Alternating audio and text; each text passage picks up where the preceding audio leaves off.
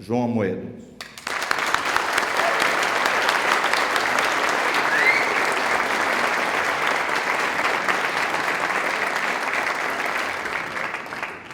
Bom dia, é um prazer estar aqui. Eu estive na casa um pouco menos de um ano atrás e é um prazer retornar. Na época eu não me imaginava saindo pré-candidato à presidência, aliás, algo que eu nunca pensei na vida, estar metido na política. O Prete, que me conhece há muitos anos, sabe disso, mas são aquelas coisas que você assume como responsabilidade, começa a fazer e vai deixando a racionalidade de lado e vai continuando nesse caminho. Então, queria dizer que é um prazer estar aqui com vocês e ter essa oportunidade de falar um pouco dos projetos para esse ano, dos nossos desafios, falar um pouco do novo e depois fazer um bate-papo sobre perguntas. Queria agradecer também a agenda fornecida pelo pessoal da Anshan, está muito em linha com aquilo que a gente acredita, então foi muito bom já tê-la recebido. Eu acho que vai ter muita coisa para a gente discutir e construir em conjunto, porque na verdade esse sempre foi a ideia do partido.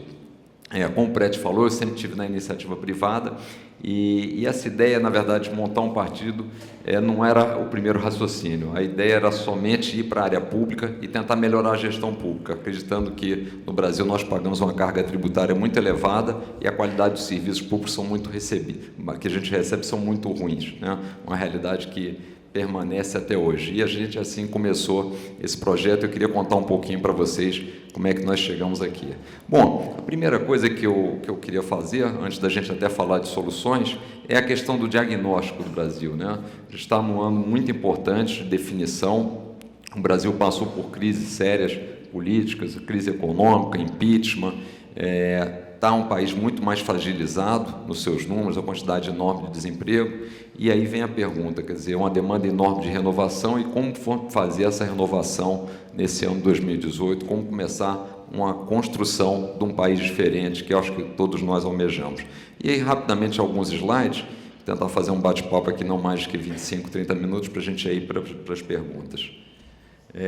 Na verdade, o que nós temos hoje é um Brasil disfuncional, né? E o primeiro quadro que me parece interessante é a questão da violência no Brasil.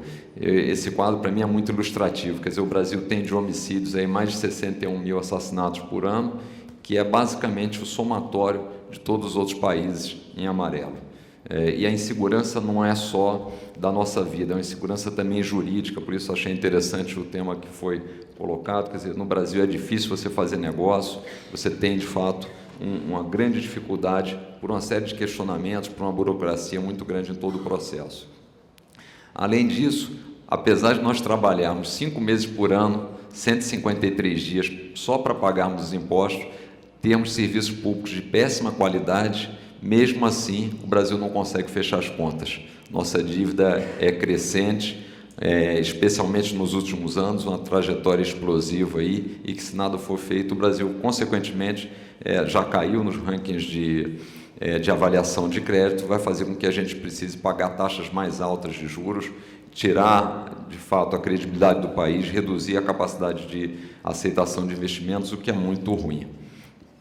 Esse é um gráfico que eu acho interessante. Um dos problemas críticos que contribui justamente para o aumento do endividamento é a questão da Previdência, né? Muito se pergunta hoje no Brasil o que se faz, se devemos fazer uma reforma da Previdência ou não, e eu sempre tenho dito o seguinte: a pergunta não é se devemos fazer a reforma da Previdência ou não, é quando ela será feita, porque ela é claramente necessária, e isso de fato é até um dos pontos que a gente tem que brigar para mudar a velha política, que é os representantes políticos têm que ter coragem de falar a verdade. Não dá mais para dizer que a reforma não é necessária, porque ela é absolutamente imprescindível.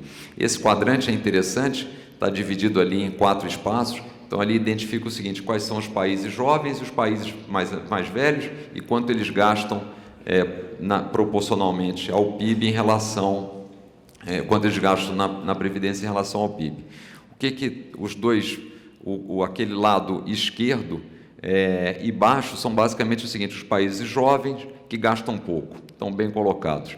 E o lado de cima, direito, são os países que têm uma população envelhecida e gastam muito. Faz sentido também, é o que seria de se esperar. No canto de baixo, do lado direito, seria o que é bom, quer dizer, os países que já são um pouco mais velhos e gastam pouco. E nós estamos ali praticamente sozinhos no pior quadrante. Um país que ainda é jovem, está envelhecendo de fato, mas ainda é jovem e gasta bastante. Quer dizer, aqui é todo o desequilíbrio que a gente conhece, é um buraco ano passado de cerca de 270 bilhões de reais, e o que chama a atenção nesse déficit é que 1/3 dele veio de aproximadamente 1 milhão de pessoas, que são os funcionários oriundos da área pública, e 2/3 vieram de cerca de 30 milhões de pessoas, que são os pensionistas da área privada, o que faz com que o déficit hoje individual, só para a gente ter uma ideia de grandeza, do aposentado da área privada seja um déficit de cerca de R$5.000, e o aposentado da área pública deixa um déficit de R$78.000, quer dizer, 16 vezes superior, e isso já dá uma pista muito boa aonde que tem que ser feito a mudança. Outro ponto fundamental no Brasil, se a gente de fato quer crescer como nação, quer aumentar o salário, quer combater a pobreza, é a questão da produtividade. Então, o Brasil está praticamente estável quando a gente compara com outros países, aí claramente a Coreia é o melhor exemplo. O Brasil está estacionado, com exceção do setor agrícola, que tem tido realmente um crescimento grande de produtividade. Todos os outros segmentos do Brasil estão muito parados aí, e isso fica difícil você crescer sem inflação, você ganhar aumento salarial e, consequentemente, gerar riqueza. Esse outro gráfico me chama a atenção porque, mesmo comparando com países, aqui não estamos falando de países de primeiro mundo, de países desenvolvidos, como o Brasil foi andando para trás, mesmo nesse grupo de nações. Quer dizer, isso é um sinal de que a gente tem um problema de infraestrutura, a gente tem um problema grave de educação e tem um problema grave de poder fazer negócios no Brasil como um todo, né?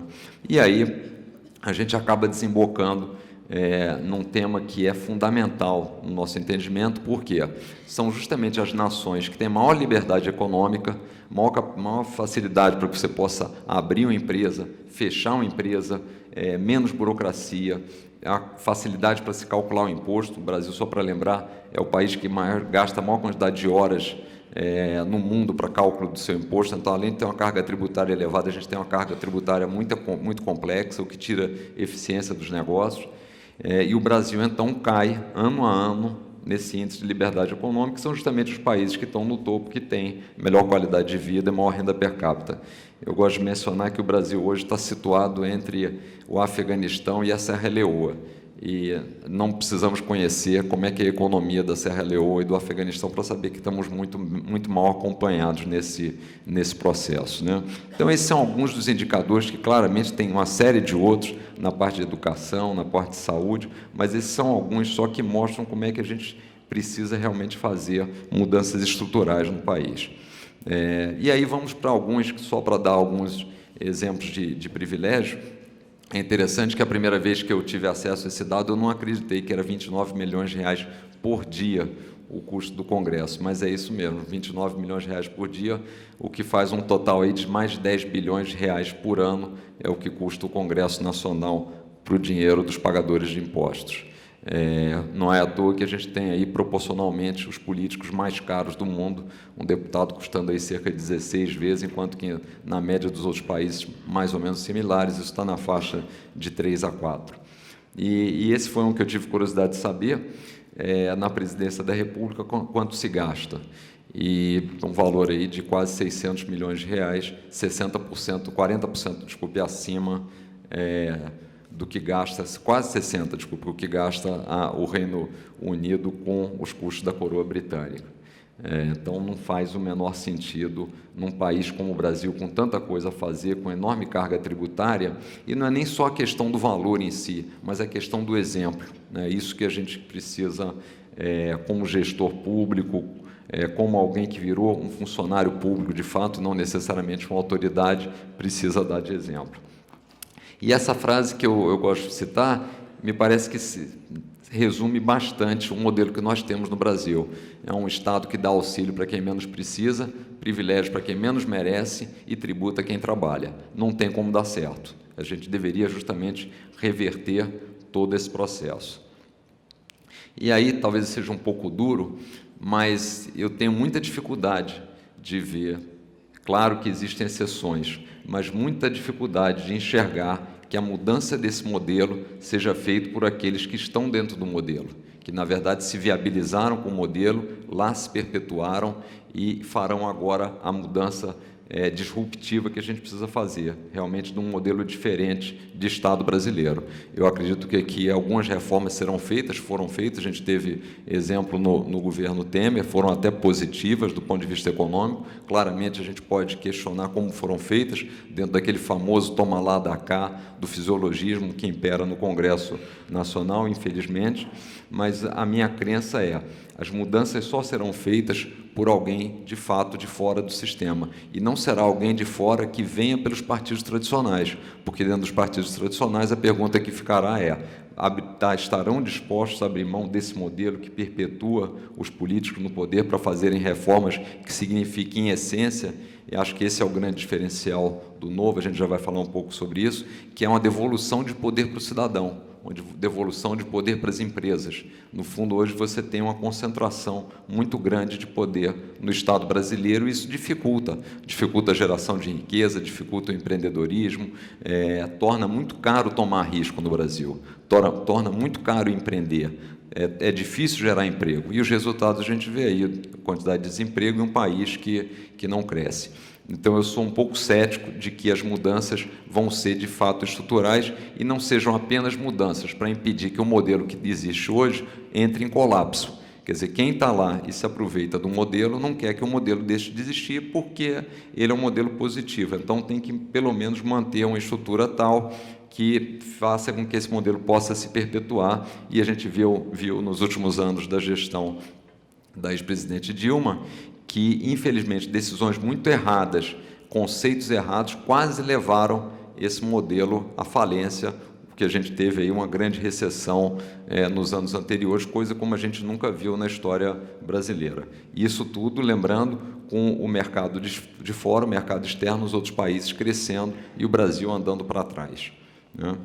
Foi muito com esse raciocínio, então, e isso foi lá em 2010, quando a gente resolveu, um grupo de pessoas, entrar na política.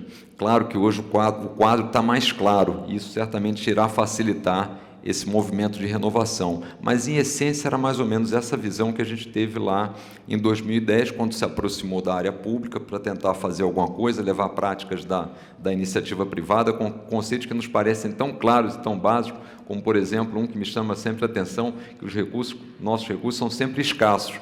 E quando você está na área pública, isso não existe, porque o conceito é sempre o seguinte: bom, que imposto e que tributo você aumenta e não que custo você corta. É interessante, eu tenho visto isso, porque em muitas entrevistas as pessoas estão sempre preocupadas em saber, bom, mas que tributo vocês vão aumentar? Vai taxar patrimônio, vai taxar dividendos, vai taxar mais as empresas, quando a pergunta deveria ser o seguinte: que custos vocês vão cortar? Tem até um estudo recente do Banco Mundial mostrando a quantidade de custos que podem ser cortados no Brasil, uma economia aí próxima a 8% do PIB. Então, tem muita coisa, tem muita gordura para ser cortada antes de se imaginar ainda tributar mais as pessoas. Então, a nossa conclusão óbvia, até pelo tamanho do Estado lá atrás, é que o caminho era político. A gente tinha que participar da política com novas ideias, novas lideranças e novas posturas. E aí veio a ideia do seguinte: bom, você precisa ter uma ferramenta, essa ferramenta é um partido, e como fazer isso num cenário onde os partidos políticos já eram mal vistos, na época eram 27, 28 partidos, hoje são 35, mas continuam a ser mal vistos, quer dizer, não são representados. Então, a única certeza que nós tínhamos é o seguinte: temos que fazer tudo diferente, realmente tem que ser uma inovação na política. E aí, só para citar algumas coisas, o Prédio já até comentou dois pontos, na verdade, mas parâmetros que nós dissemos o seguinte: temos que seguir isso para, de fato, criar uma instituição. Qual era o principal conceito? Era o seguinte: nós precisamos criar uma instituição, não acreditamos em salvadores da pátria, temos que reunir pessoas em torno de ideias, em torno de princípios, em torno de valores, sem utilizar dinheiro público e perpetuar esse processo. E sempre com um compromisso do grupo inicial, e a gente espera conseguir manter isso, eu já explico até um pouco como isso pode ser conseguido, do seguinte: nós aqui entramos nesse processo para fazer as coisas certas. Se obtivermos sucesso fazendo as coisas certas, ótimo, mas não faz sentido nos desviarmos em função de um objetivo de curto prazo, que seria uma eleição. Aqui é aquela história, a gente quer ganhar a guerra e não apenas uma batalha. Então, com esse princípio, alguns pontos que me parecem interessantes no novo, que é todos os filiados são ficha limpa, fazemos processo seletivo para candidatos. Até eu acho algumas pessoas até estranhas, falam: mas um partido, vocês vão fazer processo seletivo? Me parece tão natural quando você faz uma escolha numa empresa, escolha do representante público, passam por concurso público. Por que aqueles que vão nos representar nos próximos 4 anos não deviam ser verificados quais são os seus princípios, quais são os seus valores, que ideias eles têm preparo para a função? Infelizmente, acaba isso não acontecendo no Brasil. A escolha, eu estava até comentando recentemente num bate-papo anterior aqui, é que a escolha dos políticos passa a ser muito como dado principal qual é a característica dele, qual é a vantagem competitiva dele nos 45 dias de campanha. O problema é que depois, passados 45 dias, essa pessoa é eleita e ele tem 4 anos para governar, 4 anos para legislar, e provavelmente todas aquelas características que ele tinha boas para os 45 dias não são interessantes ou não são produtivas para os outros 4 anos. E aí a gente já sabe o que acontece, né? Bom, os mandatários do Novo também têm a obrigação de corte de custos. A gente economizou aí com os 4 vereadores eleitos, irá economizar, na verdade, nos 4 anos de mandato, alguma coisa como 16 milhões de reais. Eu estava dando um exemplo, eu não sei se todos sabem, mas, por exemplo, em São Paulo são 20 assessores para cada vereador. Em Belo Horizonte são 22 assessores, com 2 carros com motorista. No Rio de Janeiro tem R$ 3.500 por mês para gastar com verba de selo. E o pior é as pessoas gastam a verba. Então, no caso do Novo, a gente cortou, todos os vereadores do Novo têm somente 6 assessores e reduziram em pelo menos 50% as verbas de gabinete. E o Novo não utiliza dinheiro público. É o único partido dos 35 existentes no Brasil que não usa dinheiro público. Quer dizer, isso significa o quê? Só para lembrar, todos nós hoje aqui contribuímos com os 34 partidos políticos existentes. E alguns que estão aqui, que eu sei que são filiados do Novo, contribuem também com o 35º.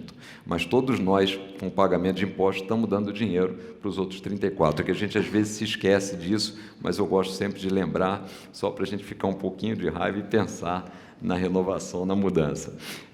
E aqui é um exemplo, né? Quanto que cada um dos partidos, os maiores, irão receber esse ano. Ano passado, só para lembrar, foi feita uma reforma política, e muito se fala que o Brasil precisa de uma reforma política pela crise de representatividade. E o que foi o objetivo principal da reforma política feita ano passado?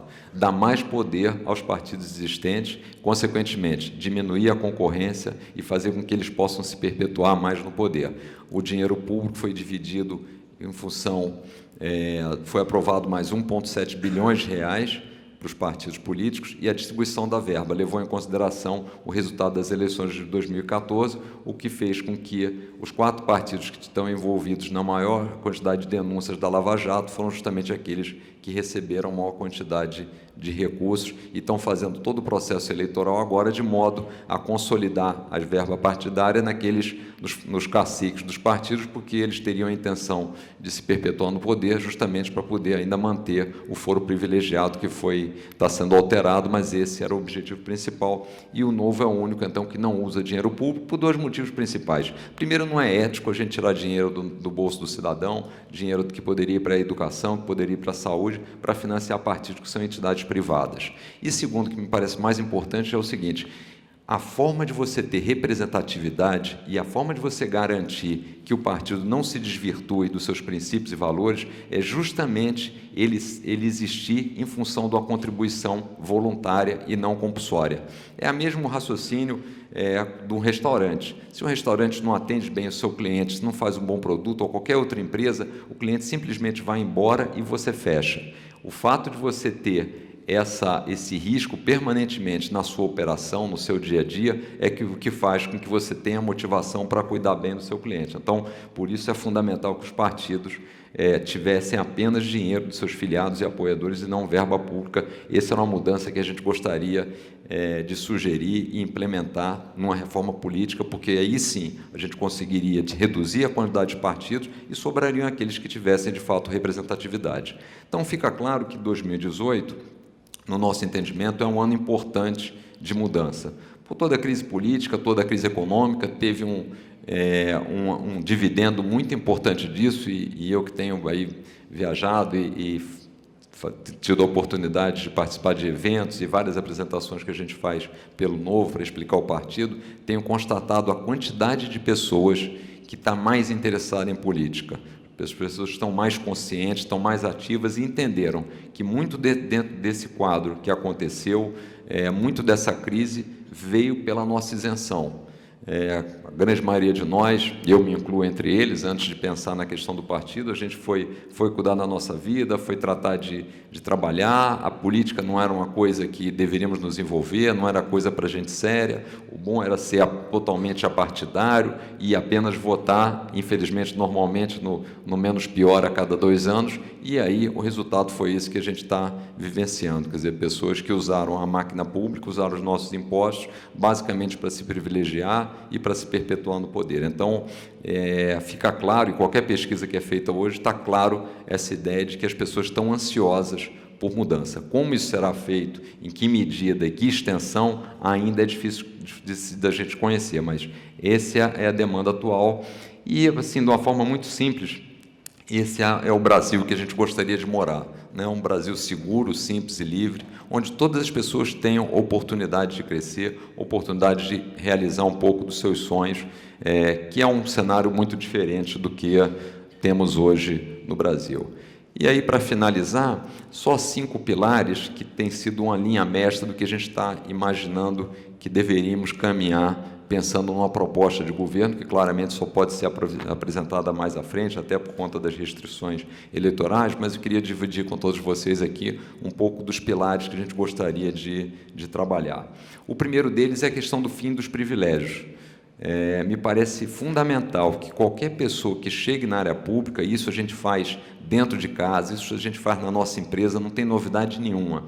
Você precisa dar o exemplo. Se de fato a gente precisa reduzir custos, se de fato a gente precisa ter uma menor carga tributária, se de fato a gente precisa ter uma boa gestão, você tem que fazer isso dando exemplo dentro de casa. Eu entendo até que um pouco da grande dificuldade que existe hoje de se aprovar uma reforma da Previdência é porque o aposentado que não entendeu direito as contas do governo, olha para o governo e vê as pessoas usando dinheiro público para pegar jatinho para cima e para baixo, uma série de assessores, uma série de gastos, e aí dizem para ele, bom, agora você vai ter que se aposentar só daqui a mais 5, 10 anos. Ele pergunta, bom, mas e a turma, não muda nada os seus custos? Quer dizer, é isso que a gente precisa. Então, a gente precisa dar essa ideia de corte de benefício, redução de assessores, cargos comissionados. Aqui, só fazendo um parênteses nessa questão de cargo comissionado, isso me chamou a atenção quando a gente estava montando o Novo, que a grande maioria dos partidos existentes no Brasil cobra um percentual de todo aquele que é filiado e assume um cargo comissionado. E aí já nasce com incoerência, porque para os partidos políticos, quanto mais cargos comissionados, quanto maior for o salário daqueles que estão nesses cargos, maior a renda, maior a remuneração do partido. Então, você já tem um conflito de interesse. Não é à toa que a quantidade de cargos comissionados no Brasil tem crescido de forma exponencial em todos os governos, né? E extinção dos recursos públicos, eu já comentei, para os partidos políticos. Segundo ponto, a população também não aguenta mais, além de pagar privilégio, ver esse volume de corrupção, que se tornou um mecanismo feito realmente para drenar recursos do Estado. Então, o apoio à Lava Jato é fundamental. Não faz sentido, no nosso entender, o Estado administrar empresas. O Estado é mau empresário, ele não consegue dar conta da segurança, da educação básica, não tem porquê estar administrando instituição financeira, posto de gasolina, exploração de petróleo, correios. Os exemplos se repetem da má gestão, da má qualidade dos produtos, do preço elevado e, principalmente, essas empresas acabam sendo utilizadas basicamente como indicações políticas e não tem como dar certo. Então, é uma questão de liberdade do cidadão. Nenhum de nós nunca perguntou se a gente gostaria de ser sócio dessas empresas, então não faz sentido, e não faz sentido essas empresas estarem sob a gestão pública. Então, o Novo defende que eles deveriam ter um processo de privatização. Óbvio que é importante que esse processo resulte num mercado com maior concorrência. A gente não pode correr o risco de consolidar ainda mais alguns segmentos da economia que já são muito concentrados, o setor financeiro é um exemplo disso, e também a gente não pode transferir monopólios públicos, como, por exemplo, o Correio, para monopólios privados. Mas, tendo isso em mente, as privatizações precisam ser feitas. A gente tem que reforçar a independência das instituições. Eu até vi um pouco aqui, foi colocado a questão das agências reguladoras, quer dizer, a sabatina que é feita no Senado tem que ser, de fato, uma sabatina rígida, rigorosa, para que a gente tenha representantes técnicos nas agências e não indicações políticas, e cumprimento rigoroso das leis. Terceiro tópico, terceira linha, não dá para escapar. Esse é fundamental, é ter um país mais seguro. Aqui eu coloquei algumas medidas mais ligadas à segurança pessoal, patrimonial, mas isso também passa pela segurança jurídica. Esse é um tema que bate muito em gestão. Alguns tópicos só para comentar: a questão das polícias fazerem o ciclo completo. O Brasil é dos poucos lugares no mundo, dos poucos países, onde você tem uma divisão entre polícia civil e polícia militar. Um acaba fazendo um pedaço do processo, a repressão, outra faz a investigação, e na grande maioria dos países, quase na totalidade, as polícias fazem todo o ciclo completo. Isso dá muito mais eficiência. Então, coisas que funcionam lá fora, a gente tem que importar e fazer igual, não tem por que inventar e fazer diferente. Então, eu listei alguns tópicos: reforma da lei da execução penal, para que a gente tenha leis menos brandas, especialmente no quesito aqui, onde a pessoa acaba cumprindo um pedaço apenas da pena e já fica em liberdade. Isso dá a sensação para o criminoso que o crime compensa. É isso que a gente precisa reverter. Quarto ponto: um governo que funcione. Isso passa pelo primeiro aspecto, o equilíbrio das contas. Então, o governo tem as contas hoje não fecham, a gente gasta muito mais do que arrecada, e não consegue entregar os serviços básicos. Estava vendo alguns dados sobre educação, quer dizer, 55% dos alunos com mais de 9 anos não conseguem identificar a figura de um animal e dizer qual é e escrever. Não consegue ver a fotografia de um saco de pipoca, e entre 4 ou 5 opções de múltipla escolha não conseguem definir que aquilo são uma pipoca. Isso 9 anos de idade. E assim a gente vai perpetuando essa questão da produtividade baixa e da pouca eficiência para a criação de riqueza. A reforma da Previdência tem que ser feita também. Em alguns anos, se ela não acontecer, toda a arrecadação do governo será utilizada basicamente só para pagar pensionistas. Carga tributária no Brasil é muito complexa e elevada. Uma das ideias também, foi bom ouvir isso também, é justamente concentrar uma grande quantidade de tributos e criar o IVA, reduzindo aí a guerra fiscal entre os estados e tendo algo bem mais simples para ser feito. Dentro dessa autonomia também de municípios e estados, isso vai na mesma sequência de dar mais poder ao cidadão. Afinal de contas, a gente mora nos municípios, não tem por que poder estar tão centralizado em Brasília e criar um ambiente de novo propício à corrupção. Então, passar isso para os estados e os municípios. Valorização do funcionário público. Nós entendemos que o funcionário público tem que passar por um processo de avaliação. Os bons têm que ser premiados e os ruins têm que ser substituídos. Isso, na verdade, nada mais é do que um compromisso e uma obrigação com todo cidadão brasileiro que paga imposto, né?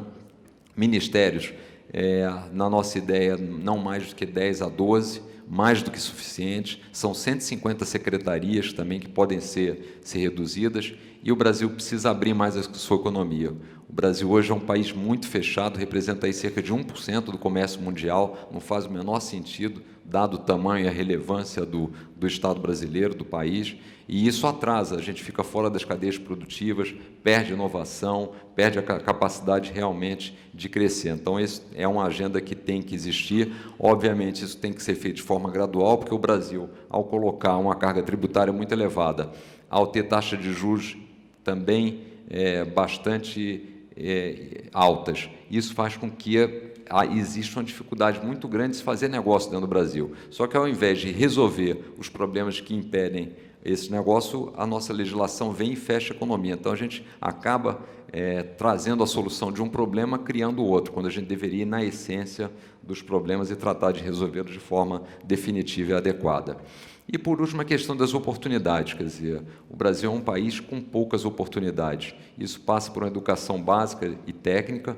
Infelizmente, os investimentos têm sido muito maior na parte da educação pública, e a gente sabe que, como a educação básica no Brasil e a educação fundamental é sofrível, normalmente quem chega na faculdade é aquele que fez o ensino privado, que pôde pagar o ensino privado, e você tem mais um processo de concentração de renda, que, aliás, tem sido uma característica grande do Estado brasileiro. Liberdade para comprar e vender, nada mais é do que a liberdade econômica para empreender, com menos burocracia, e a gente entende também que programas sociais devem existir. É fundamental você ter uma rede de proteção para a pobreza, como o Bolsa Família, que é muito positivo porque você dá os recursos para as pessoas, mas ele tem que passar necessariamente ou ter em vista uma porta de saída para que as pessoas possam efetivamente ter a sua cidadania plena.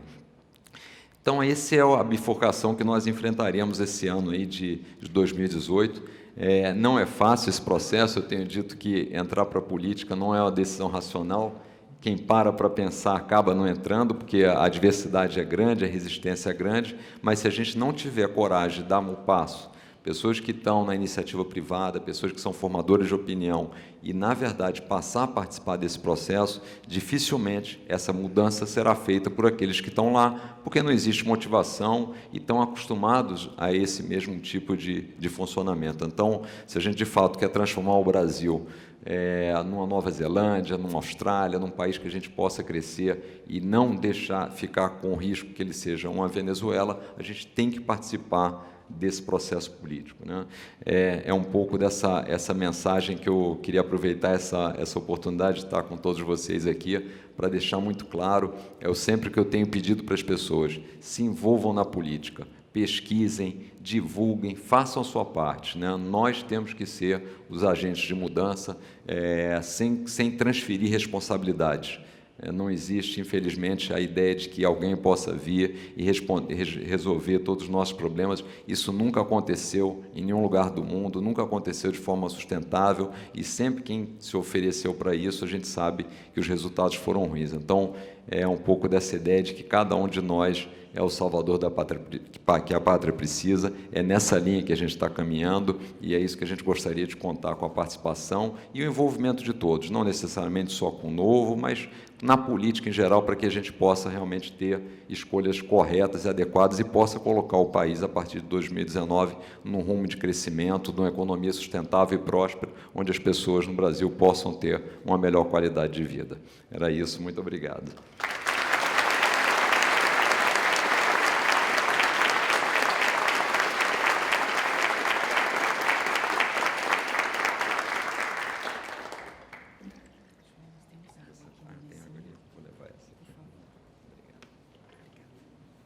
Obrigada, João. Peço para que ele permaneça no palco. Nós já vamos começar nossa sessão de perguntas e respostas. E chamo novamente ao palco o Luiz Prete para acompanhar o João nessa sessão.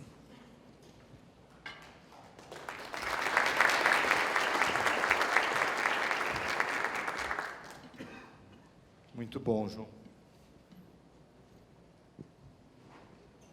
Primeiramente, eu gostaria de comentar com você, João, que a AmCham, o ano que vem, está celebrando 100 anos. E nós somos uma entidade centenária. E a Câmara de Comércio, que é conhecida como AmCham, American Chamber, é a maior Câmara de Comércio do Brasil e a maior do mundo. Se você, tirando os Estados Unidos, claro, é a maior Câmara de Comércio do mundo. Temos 5.000 associados. A gente calcula que mais ou menos 90.000 executivos têm ligação direta nessa associação que a gente tem. E muito importante que esse evento está sendo transmitido também via streaming, e você bateu um recorde em termos de perguntas aqui. Então, a gente vai ter que ser bastante ágil e rápido. A minha primeira pergunta, João, a gente estava tendo um bate-papo antes de a gente começar, é sobre o tempo de televisão.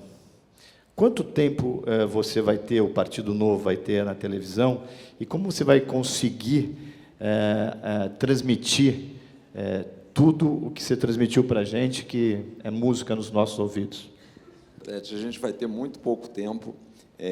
Ainda o número exato só saberemos quando a gente tiver a quantidade exata de candidatos à presidência, mas teremos alguma coisa como 7 a 8 segundos, né? O sistema é feito justamente isso, para impedir a concorrência. É interessante porque, para participar dos debates, por exemplo, só para citar esse fato, você teria que ter 5 deputados federais, né? E como é que você faz quando você é um partido que está participando pela primeira vez das eleições? Simplesmente você não participa do debate. É a mesma coisa para definição, para distribuição do dinheiro. Então, o sistema é feito para não ter concorrência. O que a gente tem feito? Usado muitas mídias sociais. O Novo é o maior partido no Facebook, já há mais de um ano, na frente do PT e do PSDB.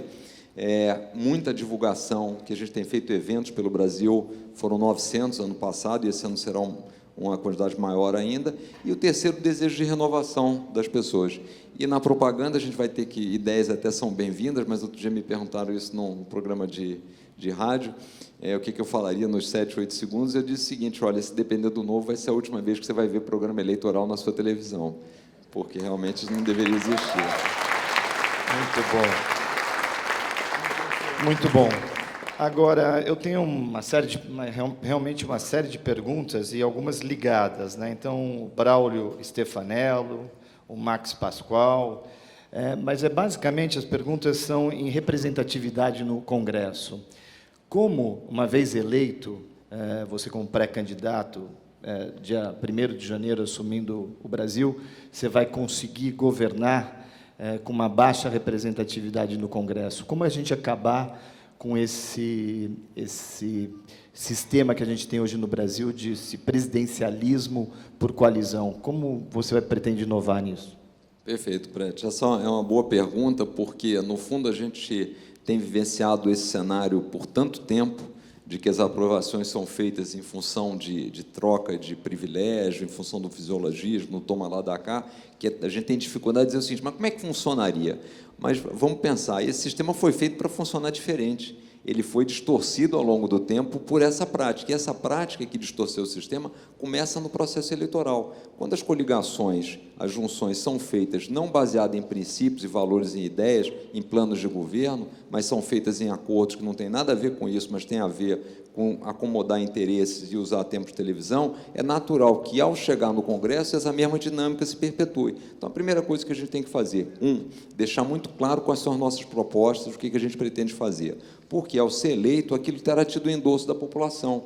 Então, o que eu gostaria, sendo eleito, é chegar no primeiro dia, sentar no Congresso e dizer o seguinte: olha, isso aqui foi tudo que eu falei que ia fazer, a população nos aprovou e disse que a gente precisa fazer isso. Então, eu conto com vocês, não só para a gente colocar essas promessas em curso, efetivá-las, como também para que vocês me cobrem se a gente não estiver fazendo algumas delas, porque esse é o princípio que a gente deveria funcionar uma democracia.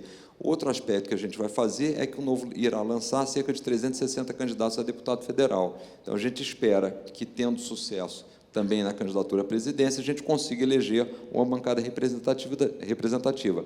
É óbvio que fazer política faz parte do processo. Em nenhum momento eu gosto da ideia da gente dizer que nós não somos políticos. Isso não funciona. A gente é político, estamos entrando na política para fazer política. A única coisa é que a gente quer fazer uma política diferente. A gente faz política todo dia na nossa vida, dentro de casa, você negocia na sua empresa, e é isso que a gente tem que fazer. Agora, vamos fazer política em cima dos objetivos que a gente quer para a nação, não dos objetivos específicos. E, para terminar, eu diria que o que a gente pretende fazer é usar um pouco esse nível de conscientização, essa vontade maior de participar do cidadão, que começou lá nas manifestações, tem acontecido já nos acompanhamentos das mídias sociais, as pessoas vendo o julgamento do Supremo, cobrando seus deputados, cobrando seus senadores. Esse ativismo na política tem que continuar. E a gente vai dar transparência a todo esse processo de negociação com o Congresso e vai mostrar no que a gente está avançando, por que a gente está avançando, e no que a gente não está avançando, por que a gente não está avançando, justamente para pedir o apoio. A gente tem que fazer coligação com o cidadão brasileiro. Eu acho que esse é o principal recado. Excelente. Eu vou ter que fazer uma pergunta difícil, até acho que é bom, porque foi o Fábio Torreta que fez, e que comenta o seguinte: políticos de carreira, frequentemente, dizem que ex-empresários, no seu caso, o banqueiro, não conseguem sucesso na gestão política, porque o sistema é muito travado, né? Como é que você vê isso, né? Um pouco do que você respondeu anteriormente, mas essa crítica de um possível banqueiro, como o ex-banqueiro, presidente do Brasil, como é que você vê isso? Primeiro, eu sempre tenho dito, não porque eu não tenha nada contra banqueiros, muito pelo contrário, tenho amigos e que são pessoas sérias, muito boas e competentes, mas assim, eu nunca me considerei banqueiro, eu sempre me considerei executivo do mercado financeiro, sempre pude ser mandado embora a qualquer momento. Eu, na verdade, virei banqueiro somente depois que eu virei candidato, mesmo sem ter nenhuma ação de banco, fui promovido a banqueiro. Eu entendo o seguinte: os empresários que eventualmente tentaram alguma coisa na política, tentaram sozinhos, pelos partidos tradicionais. E aí eu acho muito difícil de dar certo, porque é natural que haja uma resistência dos partidos existentes de manter o status quo. Dá para imaginar que um partido que tem hoje uma quantidade de ministério, que tem uma quantidade de indicados no Correio, na Petrobras, na Eletrobras, na Caixa Econômica, a gente vai se aproximar desse partido e dizer o seguinte: olha, a gente está pensando em vender essas empresas públicas e você vai perder todas aquelas indicações. Também estamos pensando em ter metade dos ministérios que tem. Obviamente, esses partidos vão dizer: não é assim que funciona o jogo, não é assim que nos interessa. Então, a mudança nos partidos tradicionais será muito difícil de ser feita. E o que a gente teve foram realmente exemplos de alguns empresários que tentaram entrar na política por esse sistema. O que a gente disse foi o seguinte: olha, é diferente, a gente tem que montar uma instituição, por isso um trabalho de 8 anos. Até me perguntaram outro dia: João, mas não teria sido mais fácil, em vez de ter montado um partido, aí, ter entrado para um outro? Eu falei: teria sido, mas o meu objetivo não era entrar para um partido, não era entrar para a política, era fazer, de fato, genuinamente, uma mudança no Brasil, que a gente quer. Isso passa por criar uma instituição. Por isso o processo é mais lento, por isso ele é mais trabalhoso, mas só assim a gente constrói, o processo funciona. Agora, quando a gente olha para dentro de casa e diz o seguinte: bom, mas esses políticos que estão lá estão funcionando, a gente está conseguindo viver numa nação que as pessoas consigam crescer, que tenham melhor qualidade de vida? Não está funcionando.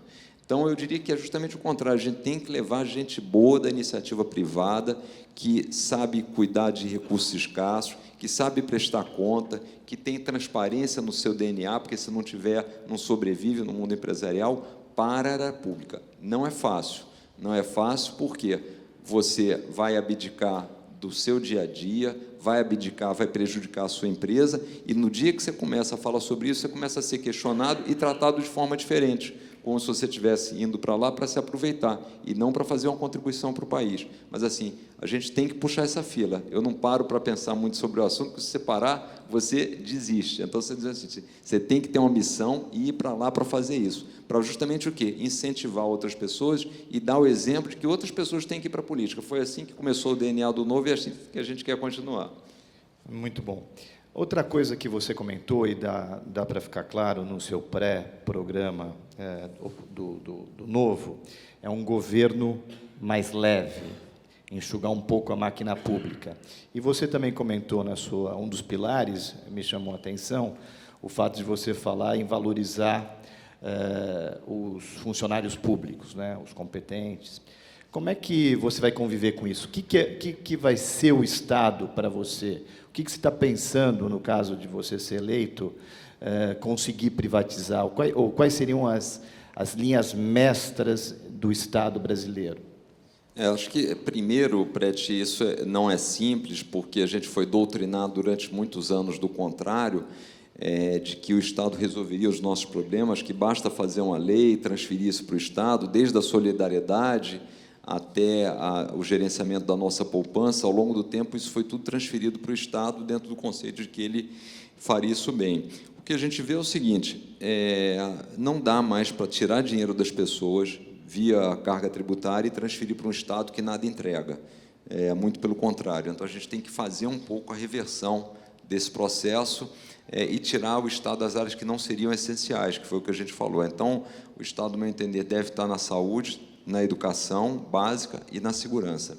E aí a gente pode se fazer até um outro questionamento mais à frente. O fato dele estar lá e ele ser obrigado a prover esses benefícios, significa que ele precisa também administrar? Eu entendo que não. Isso a gente pode também testar. Eu gosto sempre de dar o exemplo do Bolsa Família, que o Estado está basicamente provendo quase que indiretamente alimentação para as pessoas mais pobres, mas ele não foi fazer uma rede de supermercados populares. Ele simplesmente deu dinheiro e deixou as pessoas consumirem e comprarem esse produto. Então, acho que isso poderia ser testado, por exemplo, na educação, testado também na saúde. E o principal, de fato, eu diria que duas coisas: a gente melhorar a gestão da máquina pública, e os funcionários públicos são parte desse processo, e a gente também reduzir esse tamanho do Estado, que a gente sabe que é um ambiente muito propício à corrupção. É por isso que a gente tem campanhas políticas tão caras, é por isso que é difícil empreender.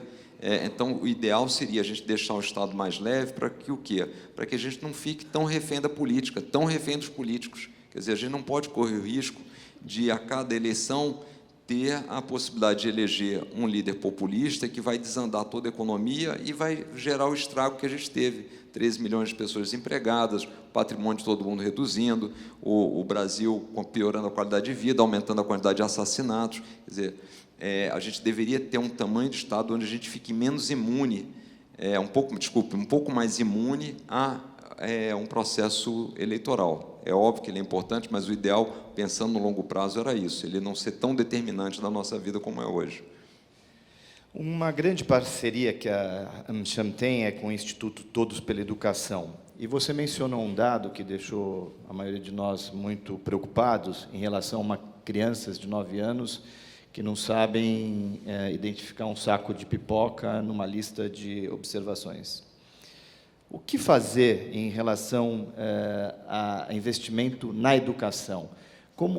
Porque você falou de educação, mas, mesmo assim, tem uma parte pública, vai ser uma parte privada. Qual o seu grande projeto no setor de educação? Prete, a gente tem conversado aí com algumas pessoas, inclusive uma das que a gente tem conversado bastante é o pessoal do Todos pela Educação. E eles têm, no meu entender, um diagnóstico muito bom e algumas sugestões muito boas que a gente gostaria de implementar. A principal constatação deles é que a gente tem um problema grande hoje de ensino, no preparo do professor. Até pelas próprias cadeiras, as matérias que o professor ensina, eles estavam até mostrando uma comparação, por exemplo, com Singapura. No Brasil, o currículo do professor passa muito por entender como é que é a história da educação, os processos, a coisa teórica, e tem muito poucas matérias sobre como ensinar e o que ensinar. Um currículo totalmente diferente, por exemplo, do currículo de Singapura. Então, um dos investimentos fortes é na pedagogia, melhorar o preparo do professor, justamente para que ele possa ter condição de dar um bom treinamento, de prover uma boa educação na sala de aula. Então, acho que esse é um ponto fundamental no processo. Outra pergunta muito interessante aqui, tem várias, eu já peço desculpas para as pessoas que formularam as perguntas, não vai dar para fazer todas em função do tempo, mas vão ser entregues ao pré-candidato João Amoedo. Qual a proposta do Novo para uma maior equalização das oportunidades para a população de baixa renda? Uma coisa que a gente vê no nosso país é essa diferença entre as classes mais privilegiadas e as menos privilegiadas. Como é que a gente diminui esse gap entre essas classes? Eu acredito muito desse gap é a questão do ensino, né? A qualidade do ensino é muito fraca, então aquele aluno que nasce já numa família melhor, dentro de casa ele já tem uma formação diferenciada, no dia seguinte isso só melhora a favor dele, piora contra o menos privilegiado, que ele acaba tendo condição de pagar um colégio privado, e o outro vai para o público, com a deficiência de formação, e aí termina no processo, onde ele aí vai para uma faculdade pública, paga, que funciona melhor, enquanto que o outro acaba, quando muito, passando numa faculdade privada, que muitas vezes até não consegue cursar porque não tem como pagar. Então, eu entendo que a forma da gente fazer isso é começar no ensino básico, e eu gosto muito da ideia de uma proposta do Banco Mundial, que cobrar o ensino público superior daqueles que podem pagar. Tem um cálculo que mostra que isso daria uma economia aí de cerca de 0,5% do PIB, estamos falando aí de 30 bilhões de reais por ano de economia, e você poderia direcionar esses recursos para outras coisas, como, por exemplo, para ter um financiamento maior já no ensino básico e fundamental, permitindo que, eventualmente, pessoas que não têm condição fossem fazer escolas privadas também. Então, eu entendo que o investimento tem que ser na educação, não tem outro mecanismo para acabar com essa desigualdade. E os nossos convidados aqui também entendem isso, porque várias perguntas sobre o tema educação. Uma pergunta que interessa principalmente aos nossos associados aqui, do Guilherme Domingues, qual a posição do Novo em relação aos acordos comerciais internacionais? Liberalismo total ou haverá protecionismo à indústria local? Guilherme, eu não gosto da ideia do protecionismo. Agora, é claro que a gente tem que preparar o Brasil para ter essa abertura. Não dá para conjugar uma carga tributária muito elevada, um custo de capital elevado no Brasil, uma legislação que deixa muita insegurança, a complexidade enorme para se calcular os tributos, que traz ineficiência ao processo, e abrir a economia mantendo isso. Então, a gente, de alguma forma, tem que fazer as duas coisas caminharem ao mesmo tempo, mas sabendo o seguinte: o destino que a gente quer chegar é uma economia mais aberta e fazer parcerias comerciais com os países que estão alinhados ideologicamente com o Brasil e que estão com mercados crescentes, com livre mercado, e não que foi feito muito no passado, que tinha uma questão muito forte ideológica aqui, atrasada no processo. Então, eu entendo que esse também será um desafio da política externa brasileira, se alinhar com aqueles países que estão em crescimento, e a gente, infelizmente, andou muito na direção contrária no passado, né? Uma outra grande preocupação e uma linha que a gente tem aqui na nossa AmCham é em relação à diversidade e inclusão, né? É um tema muito forte nas nossas empresas também. E aqui uma pergunta que me chama bastante atenção, da Cristina Monteiro e da Patrícia Mota, sobre inclusão. Qual a sua posição em relação à inclusão de mulheres no mercado de trabalho e disparidade salarial? Perfeito. Eu entendo o seguinte: a inclusão é fundamental. Eu sou contra qualquer tipo de discriminação, mas eu acho um erro a gente imputar a responsabilidade por eliminar isso ao Estado brasileiro. Nós, cada um de nós, como pessoa física, como empresários, temos que batalhar para que não haja qualquer tipo de discriminação. Quer dizer, transferir isso única e exclusivamente para uma lei ou para o Estado está mais do que provado que não funciona. E é justamente no cenário onde a gente tem mais liberdade econômica que a discriminação fica cara. Não tem por que alguém que está numa empresa deixar de contratar uma mulher para contratar um homem por conta de discriminação, porque isso vai ter um peso no seu negócio, pode até inviabilizar o seu negócio. Então, quanto mais liberdade econômica a gente tiver e quanto mais a gente assumir essa responsabilidade, olha, se tem isso, vamos boicotar a empresa que faz isso, vamos cobrar como cliente que não tenha, seja inclusiva, que não faça qualquer tipo de discriminação. Eu só não gosto da ideia da gente transferir essa responsabilidade para o Estado, porque a gente sabe que tem uma lei desde 1943, há 75 anos, que define que os salários têm que ser iguais para a mesma função, e isso, na prática, às vezes, acaba não acontecendo. Então, nós temos que assumir essa responsabilidade e colocar isso na pauta de cada um. Excelente. Mais uma pergunta do Igor, em relação a questões sociais. Qual o seu posicionamento em relação à legalização de drogas e descriminalização do aborto? Eu entendo o seguinte, e aí vamos separar o que é a minha posição pessoal e o que seria o meu comportamento como presidente da República, que eu acho que talvez o objetivo da pergunta tenha a vontade de entender os dois aspectos. Como pessoa física, eu sou casado, sou pai de 3 filhas e sou a favor do aborto nos casos previstos em lei. Então, não faria nenhuma alteração.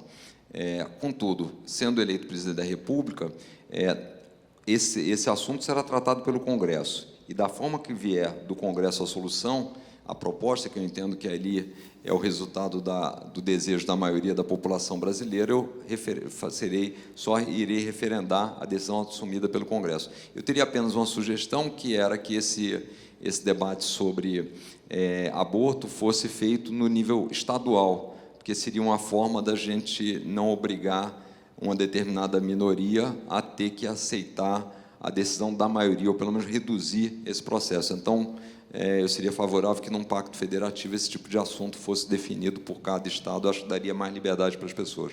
Quanto à questão das drogas, eu entendo o seguinte: a forma como é feito hoje o combate às drogas não é eficaz. A gente precisa repensar isso.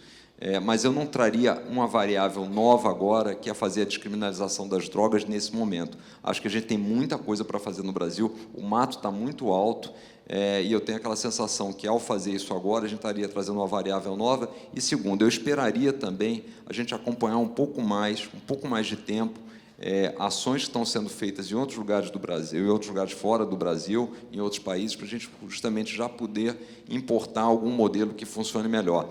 Eu gosto de resumir nesse aspecto. Tem um amigo meu que cita isso, eu gosto de mencionar, porque eu acho interessante. Ele diz o seguinte: João, a Suíça já resolveu esse problema das drogas? Não. Então, não vamos nós sair na frente, vamos deixar de resolverem, então, um pouco essa linha. Então, deixaria isso para uma segunda etapa.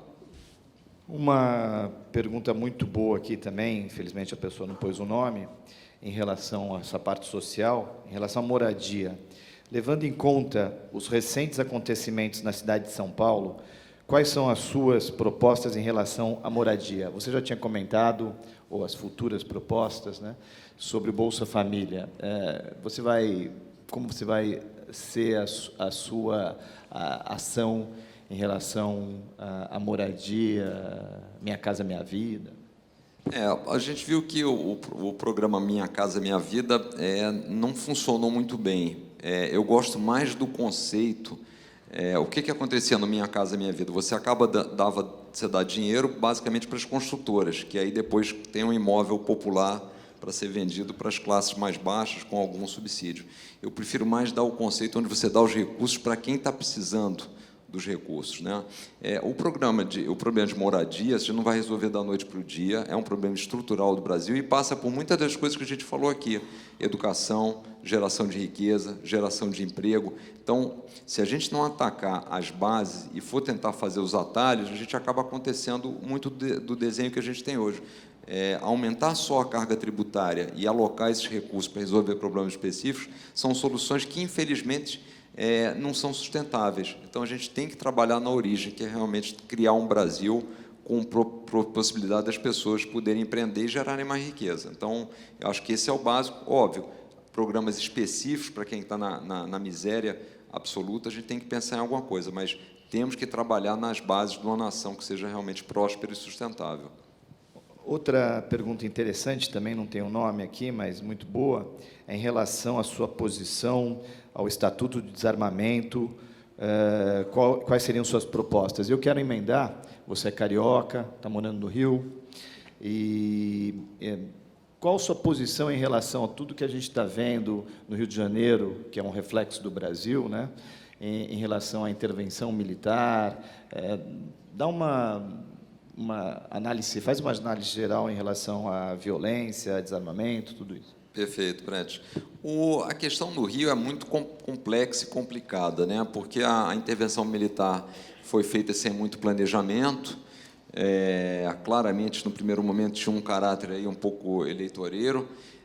Mas, assim, tendo em vista os índices de criminalidade no Rio, e principalmente a total falta de liderança da gestão pública no Rio, ela tinha que ter sido feita. Inclusive, foi aprovada pela grande maioria do povo do Estado.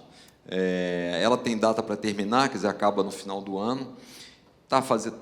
Teve até agora pouco efeito, quer dizer, melhorou um pouco, mas nada muito que traga uma mudança estrutural. Então, isso vai ser um problema para o próximo governador. Eu imagino que, provavelmente, ele venha pedir uma prorrogação da intervenção por algum tempo, para que possa se estruturar.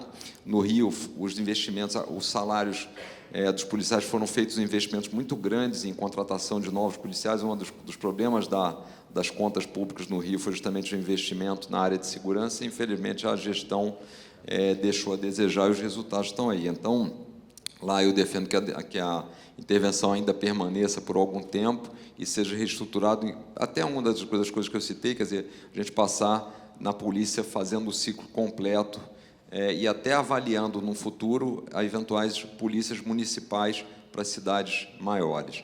No caso do desarmamento, isso foi uma definição do partido, tem alguns assuntos, vale mencionar, eu falei agora da questão do aborto e da questão das drogas, tem alguns assuntos que o partido deu liberdade para os seus mandatários tomarem o posicionamento que julgarem adequados. Então, no caso do Novo, a gente terá deputados que são contra o aborto, uma liberalização maior, e tem outros que serão uma lei mais rígida.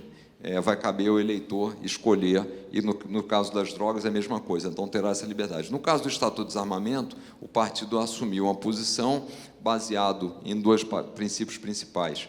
O primeiro era de que foi feito um referendo lá atrás, que foi totalmente contrário ao Estatuto de Desarmamento, e o segundo, dentro do conceito de que as pessoas têm que ter liberdade com responsabilidade. Então, em função desses aspectos, o Novo se posicionou contra o Estatuto de Desarmamento, entende que as pessoas deveriam ter direito ao porte de arma. Óbvio que tem que ter algum processo muito objetivo e transparente para isso, mas o Novo defende que as pessoas deveriam ter esse direito de legítima defesa. E, com isso, também você respondeu a pergunta da Ana Paula, que era justamente em relação à segurança pública. Vamos falar um pouco de economia.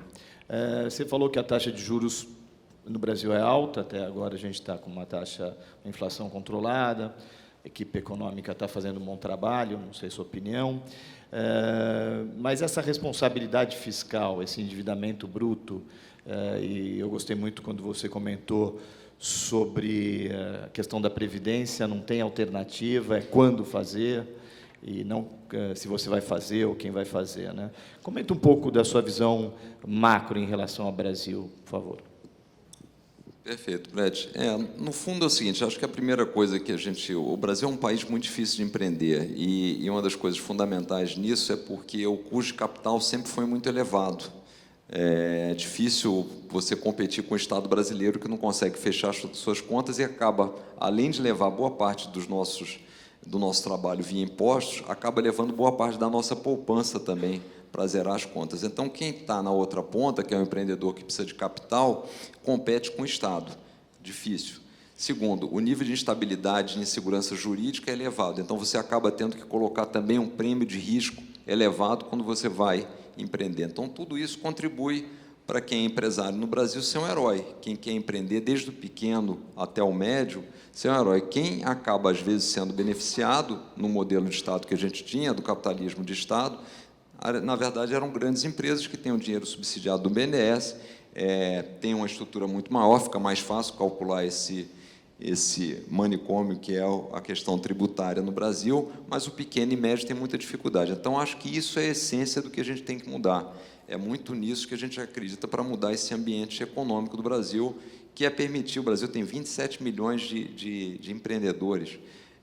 Eu estava vendo a quantidade de camelôs que cresceu no Brasil, é um número gigantesco, porque as pessoas no Brasil têm o desejo, têm a necessidade de empreender, porque falta o emprego formal, e tem um espírito realmente empreendedor como um todo. Então, é por aí que a gente deveria começar a reversão de crescimento. Acho que agora a gente fez algumas reformas interessantes, o teto dos gastos, a tentativa da reforma da Previdência, a reforma trabalhista, tudo isso foram coisas positivas desse governo, trouxe a inflação, infelizmente, contando um pouco com a recessão para um nível de patamar razoável, mas tem coisas ainda a serem feitas, né? A própria reforma trabalhista, a gente defende que deveria ser mais flexível ainda, as pessoas terem liberdade de fazerem acordos, ganhos por hora, e não ter a necessidade toda, ter muito mais flexibilidade, porque isso facilitaria a criação do emprego formal. Então, tem coisas nessa linha para serem feitas. A reforma da Previdência é fundamental que passe para tirar isso do horizonte, para trazer de novo o equilíbrio às contas públicas, mas eu diria que passa muito por responsabilidade fiscal. Os estados têm esse problema também da Previdência, então, me parece que responsabilidade fiscal é um item fundamental para que a gente possa ter horizonte e as pessoas possam investir no Brasil. Por outro lado, a gente não pode esquecer, quer dizer, o Brasil é um país muito grande, tem escala, tem mercado consumidor, tem uma economia razoável, quer dizer, tem uma democracia com as instituições funcionando, então isso atrai investimento. Então, eu acredito que dando uma sinalização adequada para o investidor, a gente vai ser capaz de atrair muitos recursos para o Brasil. Obrigado. Agora eu vou puxar a sardinha um pouco para o meu lado, falar um pouco de agronegócios, né? O Brasil, o setor de agronegócios é responsável aproximadamente por 25% do PIB brasileiro, 44% da pauta de exportação brasileira foi em relação ao agronegócios. Em 2050, nós vamos ser 9,2 bilhões de pessoas no mundo. O Brasil sendo esse celeiro muito importante. Qual a sua visão em relação ao agronegócio e o papel dos produtores rurais também, que são uma parte importante da nossa economia? Não, o agronegócio é fundamental, é onde o Brasil tem vantagem competitiva forte.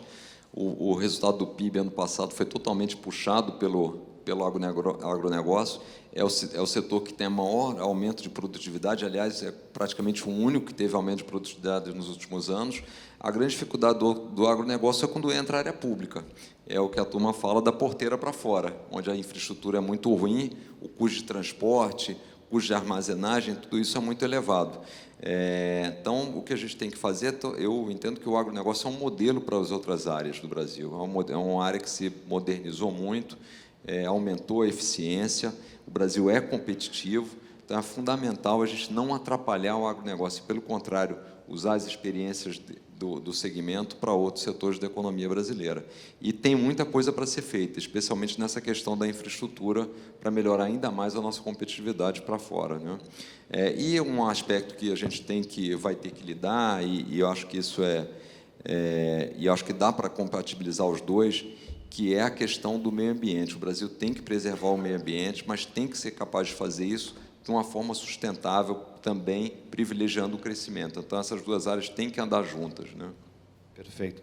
E agora tem uma pergunta muito interessante de um colega nosso aqui, o Tiago Ananias, porque outro dia eu estava lendo, talvez eu tenha, esse dado esteja errado, mas eu acho que das 10 empresas mais valorizadas nas bolsas americanas, 7 não existiam há X anos atrás, né?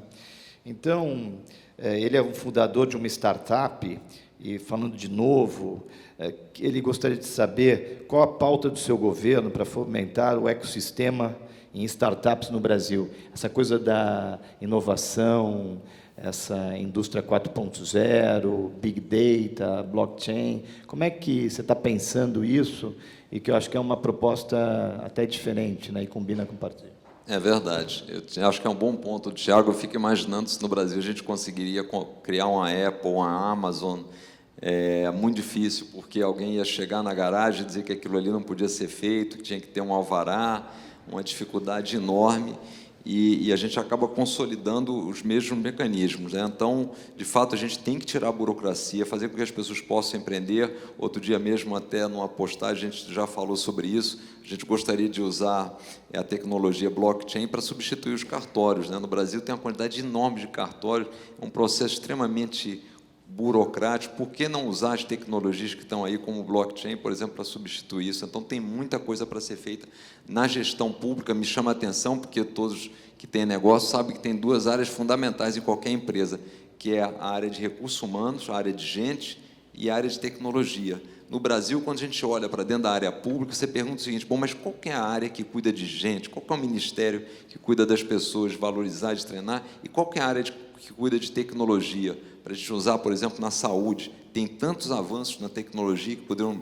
melhorar a entrega de diagnóstico, facilitar o custo. O Brasil é um país muito extenso, quer dizer, você não precisa ter um médico lá no interior da Bahia, você podia ter um médico aqui em São Paulo, por telemedicina, dando um diagnóstico, atendendo. Então, isso vai ser fundamental, quer dizer, usar a tecnologia vai ser a forma da gente fazer mais com menos e dar a melhor qualidade de serviço para o cidadão. Muito obrigado. João, agora nosso tempo encerrou, eu vou deixar você com todas as perguntas aqui. De novo, desculpem aquelas que não puderam ser respondidas, mas algumas delas têm e-mail, então você pode acessar direto esses e-mails. E agora uns minutos finais para a sua consideração.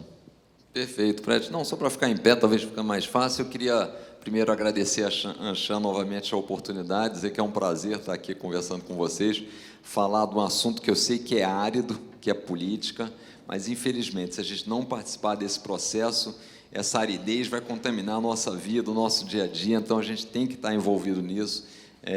chamar a todos aí a conhecer um pouco mais do projeto do Novo também, quem quiser ter oportunidade no site novo.org.br, também olhar no Facebook, João Amoedo, Novo, Partido Novo também, então fica o convite para vocês participarem e, de fato, se envolverem na política. Eu acho que é nosso dever divulgar boas ideias, influenciar as pessoas, fazer as pessoas estarem atentas de que de 2018 vai ser um ano muito importante de mudança e que a gente tem que participar se a gente realmente quer continuar a morar aqui, que é um país mais próspero e que, principalmente, as pessoas que estão hoje mais sofrendo possam ter uma qualidade de vida melhor. Foi com esse desejo que a gente começou essa ideia lá atrás, em 2010. Então, muito obrigado, foi um prazer estar aqui com vocês hoje.